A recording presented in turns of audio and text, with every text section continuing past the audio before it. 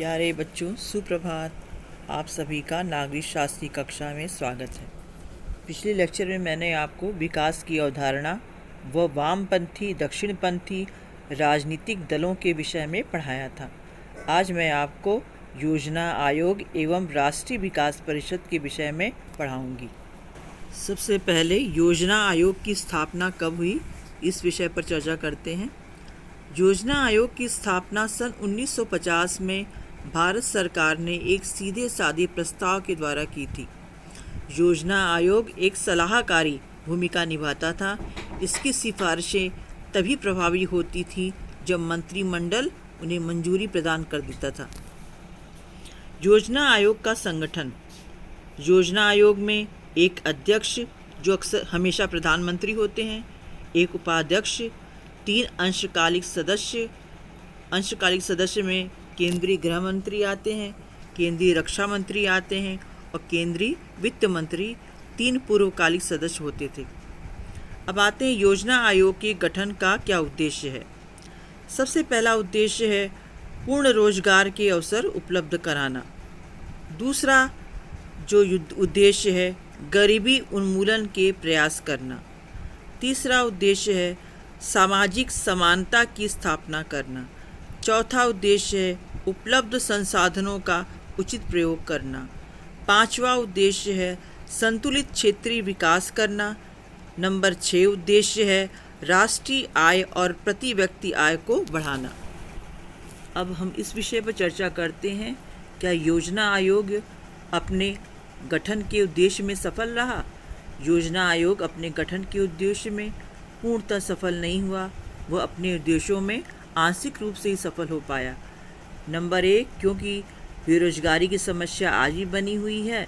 Number 2 देश में गरीबी अभी भी विद्यमान है। नंबर 3 गरीब और गरीब होता चला गया है और अमीर बन गया है। अतः सामाजिक असमानता कम होने के स्थान पर बढ़ती चली आ रही है। नंबर 4 देश में क्षेत्रीय विकास संतुलित न होकर के असंतुलित हुआ है।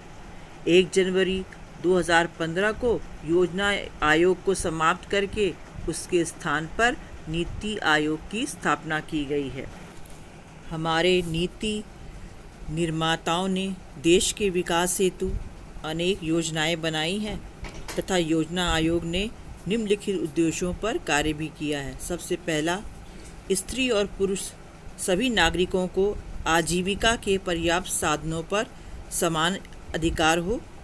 नंबर 2 समुदाय में भौतिक संसाधनों के समूह और नियंत्रण को इस तरह बांटा जाए कि उससे जनसाधारण की भलाई हो।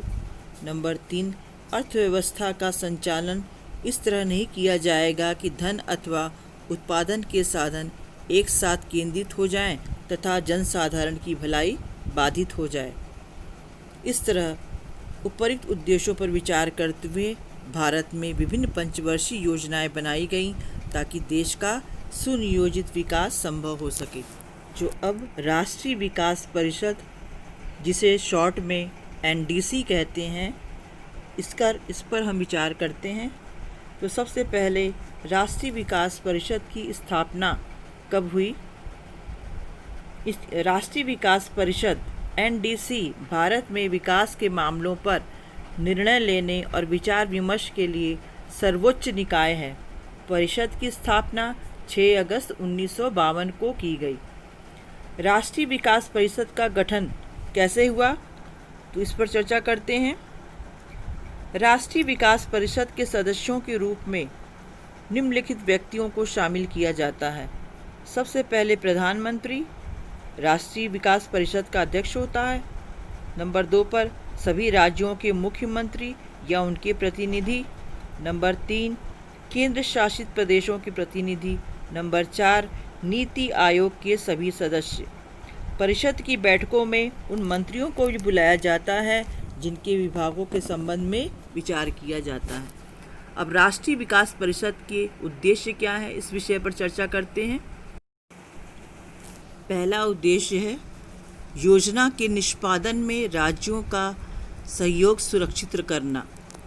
नंबर 2 उद्देश्य है योजना के समर्थन में राष्ट्र के प्रयास और संसाधनों को मजबूत करना और जुटाना। नंबर 3 उद्देश्य है सभी महत्वपूर्ण क्षेत्रों में आम आर्थिक नीतियों को बढ़ावा देना। नंबर 4 है देश के सभी भागों में संतुलित और तीव्र विकास को सुनिश्चित करना। अब बच्चों, राष्ट्रीय विकास परिषद के कार्य क्या हैं, इस विषय पर चर्चा करते हैं। सबसे पहला कार्य है योजना संसाधनों के मूल्यांकन सहित राष्ट्रीय योजना तैयार करने के लिए दिशा निर्देशों का निर्धारण करना। नंबर 2, योजना और संसाधनों को बढ़ाने के रास्तों के लिए तथा योजना को लागू करने के लिए आवश्यक संसाधनों का मूल्यांकन करना। नंबर 3, राष्ट्रीय विकास को प्रभावित करने वाले सामाजिक और आर्थिक नीतियों के महत्वपूर्ण सवालों पर विचार विमर्श करना। नंबर 4, ऐसे उपायों की सिफारिश करना जो राष्ट्रीय योजना में निर्धारित लक्ष्यों और उद्देश्यों को प्राप्त करने के लिए आवश्यक हैं। बच्चों, घर पर सुरक्षित रहकर पढ़ें लिखें और आगे बढ़ें। कोरोना वायरस को पराजित करने के लिए अपने मोबाइल में आरोग्य सेतु व आयुष कवच ऐप को डाउनलोड करें। साथ ही सभी विषयों की पाठ्यपुस्तक की उपलब्धि हेतु दीक्षा ऐप को डाउनलोड करें। धन्यवाद।